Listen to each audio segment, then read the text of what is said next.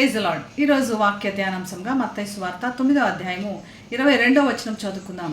యేసు వెనుకకు తిరిగి ఆమెను చూచి, కుమారి, ధైర్యంగా ఉండుము, నీ విశ్వాసము నిన్ను బాగుపరిచినని చెప్పగా ఆ గడియ నుండి ఆ స్త్రీ బాగుపడెను. అనారోగ్యం అన్నది చాలా పెద్ద పరీక్ష. అనారోగ్యంలో మనం ఎంతో నిరుత్సాహంలో ఒక కూరుకుపోయినటువంటి పరిస్థితి అనుభవిస్తాం. ఇటువంటి పరిస్థితి కొంచెం కాలానికి ఎంతో భయంకరంగా ఉంటుంది. ఇక్కడ చెప్పబడిన స్త్రీ 12 సంవత్సరాల నుంచి ఎంతో బాధపడుతుంది. బహుశా తన కుటుంబం కూడా తనను అశ్రద్ధ చేసేసారు.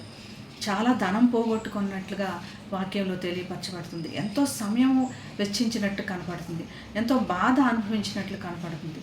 ఇటువంటి సమయంలో యేసు మాత్రమే నాకు నిరీక్షణ, యేసు మాత్రమే నాకు దారి అన్నటువంటి తెలిసిన పరిస్థితిలో వెంటనే తను యేసు ఉన్న పరిస్థితి దగ్గరికి వెళ్ళి యేసు వస్త్రాన్ని ముట్టడానికి ప్రయత్నం చేసింది.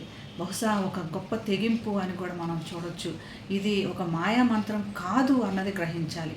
ఎందుకంటే వెంటనే యేసు ప్రభు ఆగి తన వైపు చూచి తను పిలిచాడు. ఇది నువ్వు నా వస్త్రాన్ని ముట్టడం వల్ల జరిగిన మాయ కాదు, ఎటువంటి మంత్రం వల్ల కాదు, కేవలము నీ విశ్వాసం వలన నా యొక్క శక్తి నీ యొక్క అనారోగ్యాన్ని బాగుపరిచింది అని యేసు ప్రభు చెప్పాడు. ఆగి తన్ని కుమారి అని పిలిచేటట్లుగా మనకు తెలియపరచబడుతుంది.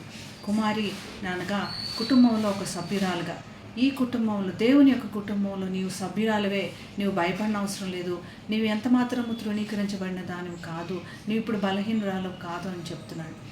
అంతేవిధంగా మరి అపవిత్రాలు బయటకు వచ్చి అందరిలో తిరుగుతుంది అంటే మోషే ధర్మశాస్త్రాన్ని ధిక్కరిస్తున్నట్లుగా యేసు ప్రభు తను గౌరవించి, నీవు ఆజ్ఞలను ధిక్కరించినట్లు కాదు, నీ యొక్క విశ్వాసాన్ని ప్రదర్శించడానికి నువ్వు ప్రయత్నం చేశావని కుమారి అని పిలిచినట్లు మనకు కనపడుతుంది.